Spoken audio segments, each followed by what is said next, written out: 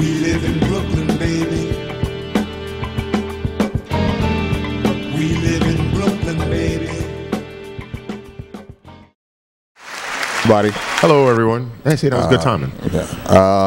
Sanity Check back at you, doing part 2 of this story about the NBA player who came out of the proverbial closet. But again, you can check us out and catch this show on our YouTube channel. Ken? Shut the fuck up and I'll tell you. On our YouTube channel, Insanity Check. You can also catch us on Facebook at Insanity Check.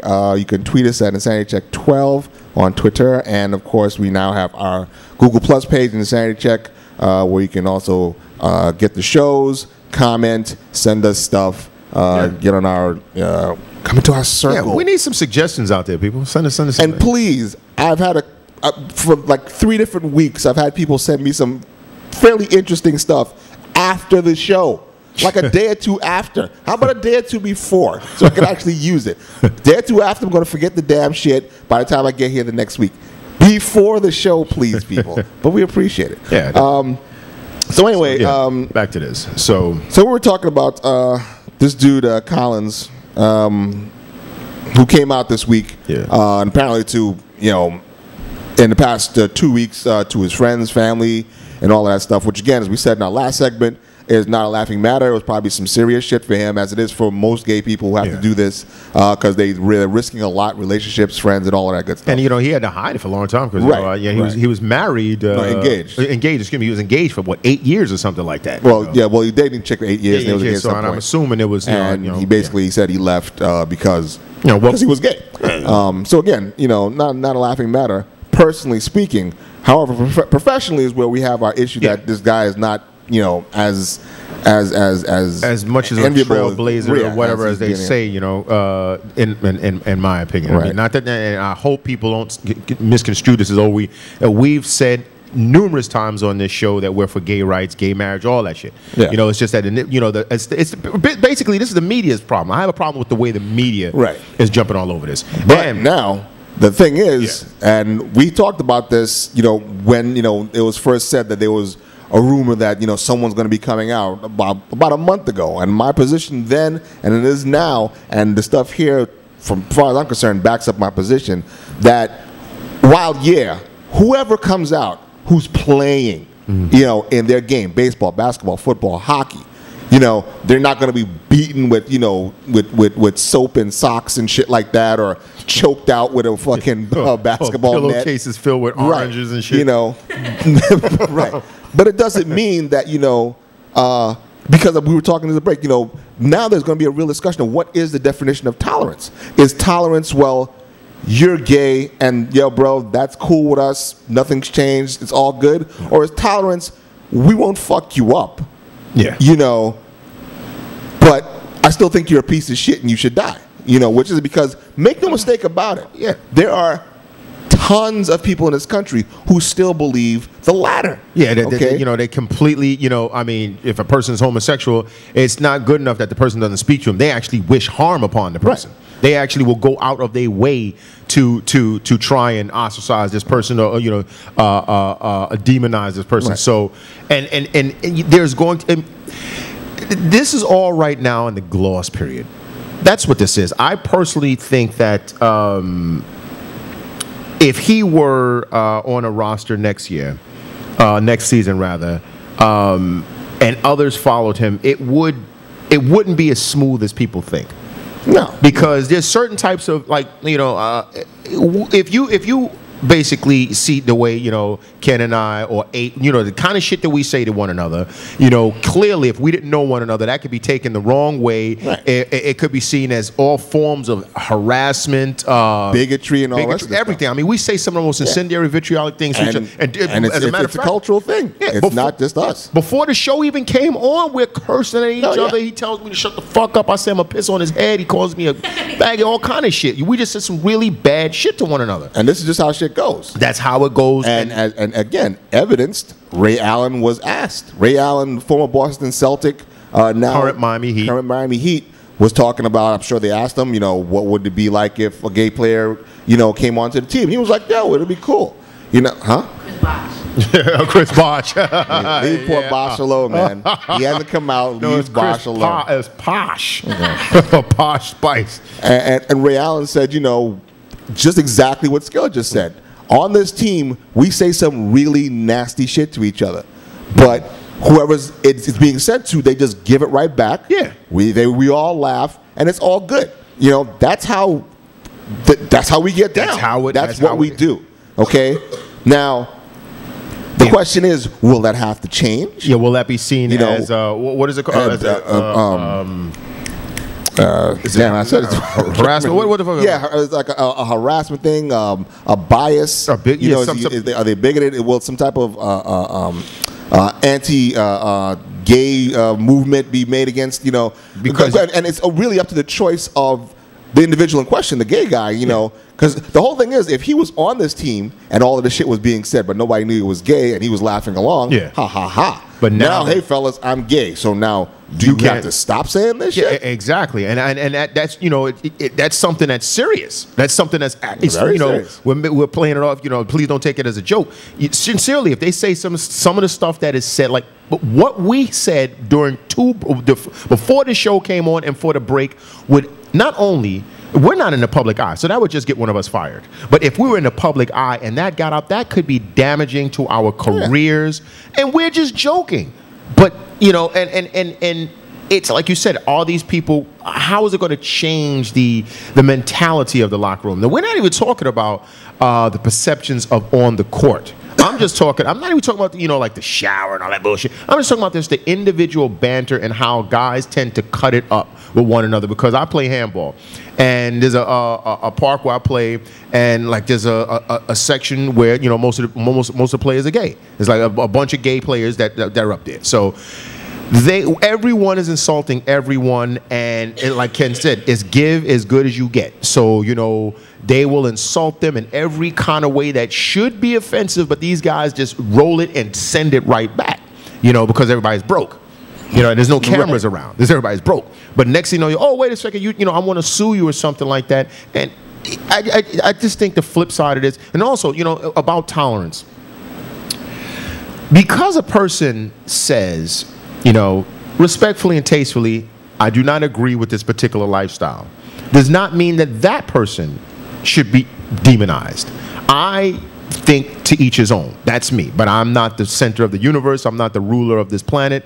My opinion is, what you do in the privacy of your own home is what you do. It has no bearings or effect on me. But there are people, due to religious beliefs, cultural beliefs, whatever their beliefs, and they, are opposed to certain types of lifestyles, and I don't think those people, like Chris Broussards, I hope you read a couple of his quotes, should be damned because of the way they feel. Because if we're to be accepting of this particular person's choices, then you should be respectful of a person who has opposing choices and opposing views. Right. So basically, I was going to talk about Chris Broussards' comments again as evidence that again the definition of tolerance. While Broussard has no problem with this dude playing in the NBA, he doesn't approve of his lifestyle. Now, and it's Christian. I'm going to read you what Broussard said. Personally, I don't believe that you can live an openly homosexual lifestyle or an openly premarital sex between heterosexuals. If you're openly living that type of lifestyle, then the Bible says you know them by their fruits, and it says that's a sin. So basically, all of that bullshit meant that if you're gay or if you're having, sex before you're married, you're sinning in the eyes of God, and He's not down with that. If you're openly living in unrepentant sin, whatever it may be, not just homosexuality, adultery, fornication, premarital sex between heterosexuals, whatever it may be, I believe that's walking in open rebellion to God and to Jesus Christ. I would not characterize that person as a Christian because I do not think the Bible would characterize them as a Christian. Now, just as a side note, this cat Collins actually, heard of Broussard's comments, and he, again, respectfully disagrees because he considers himself a Christian. He respectfully disagrees with Broussard, as a lot of gay people do who are running around the church and all the rest of that shit, who think that God loves them even though they're gay, But I've read personally that God wants you dead because you're gay. But, whatever. Yeah, you the know, Bible is that's full for of another shit. show. Believe that. But the whole thing is this. I'm reading this off of a Deadspin article, and the cat who wrote this article about Broussard, I'm pretty sure it calls him a bigot. But see, why? Why is he a bigot? Because Based off of what? Because he doesn't agree with this particular thing? apparently. He didn't say the man can't work. He didn't say the man should not have a job. He just said personally, he, according to his beliefs, doesn't agree with this man's lifestyle. But to me, when you think, when I Oh, I'm sorry. And right before the quotes that I just read to you, the author of the article said, "Here's Broussard delivering the absurd with gusto." That's how he characterizes Broussard's comments that I just read to you. The absurd with gusto. Absurd. What's absurd? What's absurd? I guess he must be a devil worshiper, because it's absurd to walk and not walk in the path of Jesus Christ. I guess. Or maybe no, it's absurd to walk in the path of Jesus Christ. According to this particular person's According to this beliefs. particular person. That's what I'm saying. This Already, society. the fires are brewing. This is what I was saying before. You people think this is just going to come in nice and smooth and easy. Like he said, this is just the beginning. This is the honeymoon period. Yeah. And once again, my whole point, or rather our point about this guy, is that he's a nobody. He's a nobody. Okay? There are no fans no fans buying his shit. There are no kids looking up to him. There are no corporations that have staked millions and millions of dollars in what this dude does, think, breathes, eats, shit, and everything else. When that athlete comes along, then you will have to watch and see what happens. Exactly. I said this before. Yep. Let it be like Steph Curry or one of them dudes, or like we keep joking, but let's say if it's Chris Bosh. It is Chris Broussards. But yeah, like somebody like that on a high-profile team. According to what they say, he's probably going to go into the Hall of Fame with his stats. I didn't realize. Bosh? Yeah. Oh yeah, he was the man. He's deferring because he's on that team. No, he was the man on his squad for mad long. So they said he's probably a Hall of Fame. And now that he has a ring or a chip, as Stephen A. Smith says, he's going in the Hall of Fame. So you have a guy like that who's still not just active, but under contract on a team with endorsements and everything else. And the highest profile team in the NBA. Exactly. If he were to come out, it would be a whole different story, because now you would basically call a lot of those companies and corporations. You'd basically put them out. You put them out there to see how they're going to respond. And make no mistake, and this is what I'm saying again. And I had an experience yesterday where some woman, and by all my accounts, an ignorant black piece of shit, but nonetheless, she was literally screaming that this dude's a faggot. Why is he showing his face? Why is he coming out now? Then went so far as to call President Obama a faggot, Yep. because Obama came out and congratulated this dude for his courage of coming out. I heard something just about an hour before I came into the studio. I was riding past the park to come up to to come here, and it was a little bit of a discussion about this. And just one guy came in, West Indian dude, and he was like, "Listen, he'd want to just take his car keys to this dude's face." He was like, "Yo, I just want to scratch this faggot dude's eyes out with my car key." He just went on not as bad as that guy, but he just went on some basically the man didn't do anything to him, but he just went on some anti-gay just fucking tirade, like, "Yo, fuck a faggot," and fuck this faggot. Why are we talking about this? And I'm like, geez. And there are a lot of people that think that way. But this isn't surprising. This is what I'm saying. This is what's going. This is what's said when there's not a camera and a microphone in front of your face. Yeah, when you don't have to worry about endorsements and stuff like that leaving you when the truth comes out. And I said, we're not even talking about the dude playing. His position, you have to post up and jockey. There's a lot of physicality, a lot of move. I can definitely see people that have because it's one thing for me to go out there and say the good thing and the right thing. Yeah, man, he's one of us. He's whatever. I don't mind a gay NBA player. Yeah, hoorah, hoorah. But then when you're in the post and this dude has got to jockey your position, he's got to back his butt up into you. He's got to reach around and grab you to try and hold you in space while he gets the ball and all sorts of jostling and stuff like that. I want to see how these people contain themselves under those situations. Yeah. Are they going to not do their job and not let the guy touch them? I mean, what are they going to do? Chris Are they Broussards is going to love it. probably.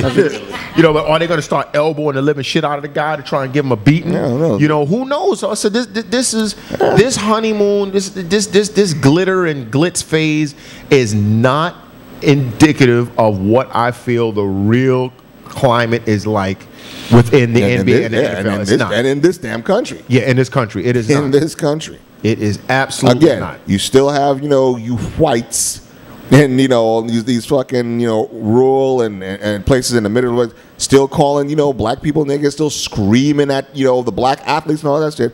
So you think that they won't be screaming at gay athletes, calling them faggots and cornholders and all types of, shit pokers and whatever the fuck people call it? Of course, if people don't have something to lose, you'll see the true person. I said the people that like, yo, man, if I say one syllable incorrectly, there's my Gatorade sponsorship. Yeah. I'm not saying nothing. I'm going to read from the script and do what I want. But behind closed doors, you're going to, the truth is not what's been portrayed right now. It is not. It's just not. Like I said a few moments ago, I personally don't think the NBA, fuck the NBA. I don't think this society is truly ready. I just not at all. Yeah, that's why I mean a lot of times, openly gay male actors come out, like Richard Chamberlain. He came out late, way late. I think he had retired at that point, and I forgot the guy that played in Inspector Gadget as who was Inspector Gadget's main rival? I mean, the Claw. What was his name or whatever? The cartoon? Yeah. Dr. Claw. Dr. Claw. And the movie was Matthew Broderick, who played him, right? Well, the guy that played the villain was supposed to be like, he was in a Madonna video, he was in a couple other things. He was supposed to be like one of the new it guys before Matthew McConaughey came out. It was supposed to be some new Hollywood, face. And he was like, oh, well, by the way, fellas, I'm gay. I'm openly gay. I'm cool with that. Oh, word? Because now I don't even know who the fuck he's now he's about. an Inspector Gadget and shit like that. And his career just, I remember they had him fast tracked, and it just, like guys like Sir Ian McKellen, they've so far established themselves to where it doesn't matter what they do. Mm-hmm. But this guy was a young up and coming face, and he pretty much was like not blacklisted, but he was like backburnered, quickly, because he came out. So anyway, all of this shit to be continued, because believe you me, it ain't over. Nope. Anyway, we'll be back in a couple of minutes, folks. Stay tuned.